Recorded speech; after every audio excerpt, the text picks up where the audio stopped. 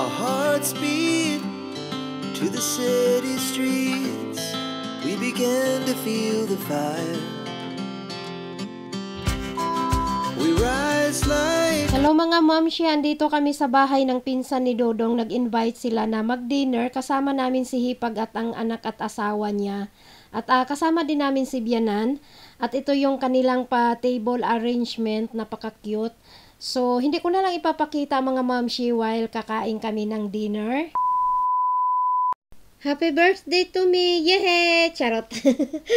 So, hindi ko naman birthday mga mamshi. Ayan yung cake na yan. Yan yung binili ng Hipag ko na pangpasalubong. Iwan ko ba't yan ang binili niya. Wala namang may birthday.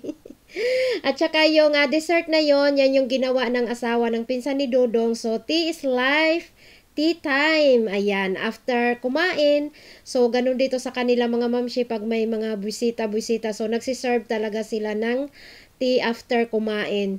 So, ayan mga mamshi, dito kami kumain sa kanilang mini garden. Dito lang sa labas ng bahay. Kasi hindi pa naman taglamig. But dito sa kanilang lugar is siguro dahil nasa mataas sila na part. Kaya siguro malamig ang simoy ng hangin dito. So, magchika-chika lang kami mga mamshi, and din mamaya pupunta kami sa kanilang mini farm at meron daw silang mga alaga doon na hayop at mga tanim na gulay. So, ayan ang dalawang makulit. Cute lang yung bahay ng pinsan ni Dodong pero napaka cool lang siya tingnan. Ayan, gustong-gusto ko yung design.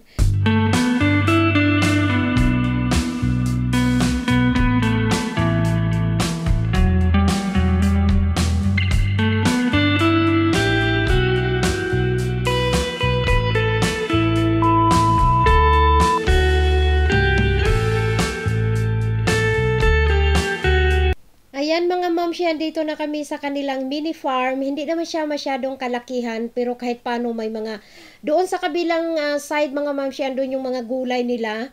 But sabi nung pinsan kaming mga girls, wag na sumama manguha ng gulay. Silang mga boys na lang daw. So ayan ang kanilang mga mamshi. Kumbaga sa atin meron silang bahay kubo. And then nagluluto din daw sila dito. Ayan, may mga kompleto sila ng mga gamit dyan sa kitchen. And then ayan yung sa labas. Siguro mas maganda kung araw kami nagpunta dito. Kaya lang, syempre may trabaho si Dodong at yung asawa ng Hipag ko may mga trabaho sila. Kaya, ayan, gabi na lang kami nila in-invite. So, yung nakapula na yan mga mamshi, first cousin ni Dodong, ang nanay niya at saka nanay ni Dodong magkapatid. But yung nanay ng pinsan ni Dodong is namatay na I think 3 years ago na. So, ayan, picture-picture kami.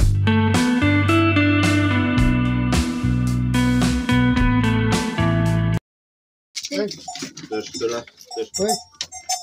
tavşan. Orada. Nerede orada? Ot kolan beraber. O koyun bebi değil mi? Evet bebeği. Bu keçi. Bak içeride tavşanlar da var. Hangi tavşan? İçeride. Nerede? İçeride İçeride. bak. Orada. Göstereyim mi? Gel. Ya.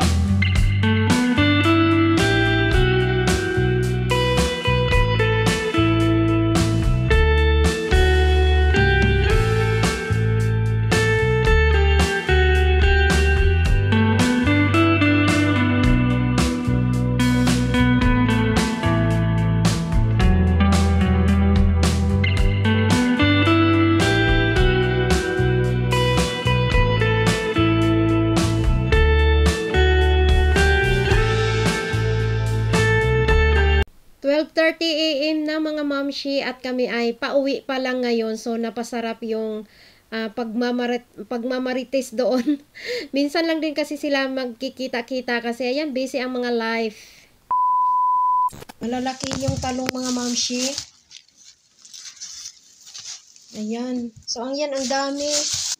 Tingnan nyo naman hindi ko maano. Sobrang taba, hindi ko maano siya. Tingnan nyo. Ang layo pa ng ng kamay ko, di ba? Ang taba. Di ba? Laban ka ba dyan? Yung asawa ng pinsan ni Dodong, ang gumawa nitong sauce na to, masarap na to sa spaghetti. So, ayan, or sa makarna. Makarna tawag nila. Yan lahat ng mga gulay, mga mamshi, ang binigay ng pinsan ni Dodong kagabi, di ba, kahit ka, kasi hindi mo na rin yan bibilhin at napaka-fresh pa, di ba? So, wala akong video kagabi, mga mamshi, kasi hindi na kami sumama, mga babae. Silang mga lalaki lang ang nanguha ng mga gulay. Good morning mga mamshi. So, ayan mga mamshi ang ating napakadaming tomato at meron tayong mga bell pepper. So, itong iba dito is ito yung binigay doon galing sa pinsan ni Dudong. So, itong iba mga mamshi is yung pinamili ko. But meron ako ngayong gagawin. So, pagsama-samahin ko sila para hindi masayang. Kasi ngayon mga mamshi is season ng mga bell pepper, tomato at iba pang mga gulay. So, yung mga tao kasi dito mahilig sila yung mag-preserve or anong tawag yan, magburo sila ng mga gulay kasi parang hinahanda nila para sa winter season kasi yung ibang mga gulay is wala during winter season, yung iba naman meron pero napakamahal, times 4, times 5 yung kanyang presyo. So ganun ang ginagawa ng mga tao dito mga mamshi. So dahil tayo ay nandito, gagayahin natin ang kanilang mga style na magpe-preserve tayo ng mga gulay or magburo. Ito yung mga ibang bell pepper mga mamshi. Yung green na bell pepper nandoon, papahinugin ko muna siguro yon. And then ito yung mga pula. And then ito yung mga tomato. Ayan. May gagawin ako dito sa tomato. Yung iluluto siya and then lagyan mo siya ng mantika. And then lagyan mo siya ng chiling espada. So hinahalo nila yan sa minimin. And then mag-aano din ako kasi maraming tomato ngayon. Mura ang kamatis. So, mag-aano din ako yung, basta kung ano-ano na lang gagawin natin. Dito ko ilalagay mga mamshi yung mga kamatis na mahiwa ko. But before ako mag-start maghiwa, ilalagay ko muna or iluluto ko sa oven yung mga bell peppers.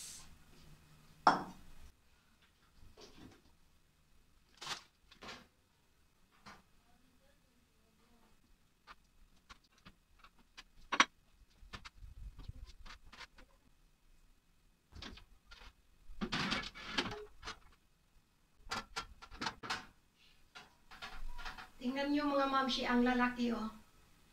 Ang lalaki ng bell pepper na iba mga mamshi.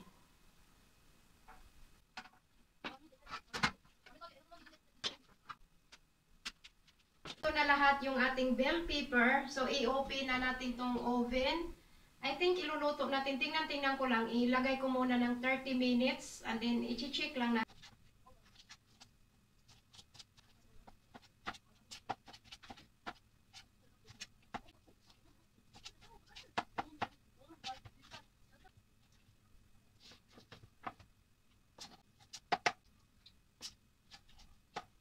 Hiwa na natin lahat ang ating kamatis. Dinalawa ko sila. Itong isa iluluto ko sa magka-separate na casserole. Isa iluluto ko na walang siling espada mga mamshi kasi nagluluto din kasi sila yung tinatawag nilang dumatis lima carna. So ibig sabihin nun yung magluluto sila ng macaroni or spaghetti na tinitimplahan lang or nilalagyan lang nila ng kamatis. So ganon.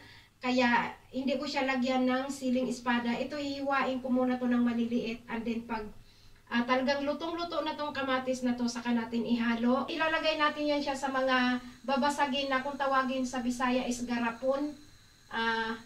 Ewan ko anong tawag yan sa Tagalog. Basta garapon tawag sa amin. Ano muna, kumbaga yung garapon na yun i-sterilize muna natin and then pag lumamig na yan siya, di ba, naluto na, natimplahan na natin. Pag lumamig na, saka natin siya ilagay doon sa garapon na yon. And then, pag malamig talaga na siya, yung hindi na mainit, takpan na natin ng maayos. And then, ilalagay na siya sa fridge. So, napakadali lang naman niya gawin mga mamshi. So, for the meantime, aantayin lang muna natin itong mga mamshi ang ating mga niluluto. Charot-charot lang muna tayo mga mamshi, o diba? Kahit matigas yung katawan. kasing tigas ng tuod, charis.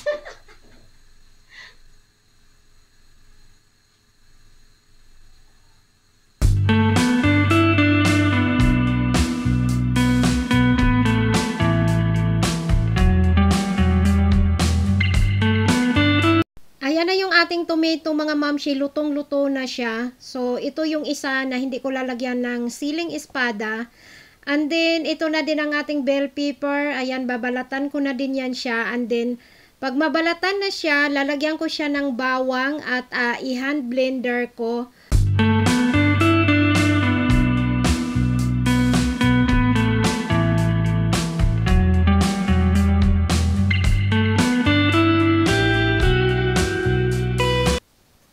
ayan natin mga mamshi. So, ready to, ilalagay na natin sa mga garapon kasi malamig na din siya and din ilalagay ko sa fridge. So, ganun lang ka-easy ang paggawa nito mga mamshi. So, hindi na masasayang yung ating mga kamatis at mga bell pepper. Thank you for watching. Bye-bye. God bless.